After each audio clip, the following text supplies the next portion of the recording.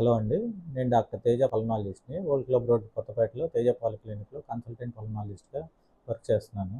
ఇవాళ మనం డిస్కస్ చేసే టాపిక్ వచ్చేసి కాఫ్ హైజీన్. చాలామంది హ్యాండ్ హైజీన్ గురించి తెలుసు కరోనా తర్వాత.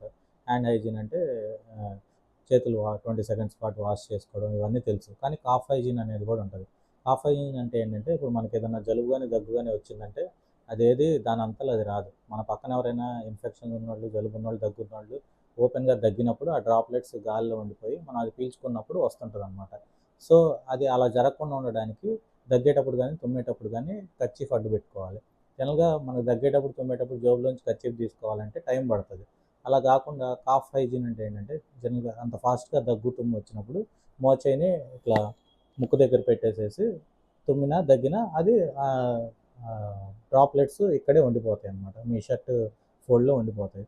సో, అది వేరే వాళ్ళకి దగ్గు రాకుండా జలుబులు గానీ, దగ్గు గానీ, టీబీ గానీ, నెమ్ము గానీ వేరే వాళ్ళకి స్ప్రెడ్ అవ్వకుండా ఉంటదనమాట. సో, ఇది ఫాలో అవుతారని నేను కోరుకుంటున్నాను. Thank you.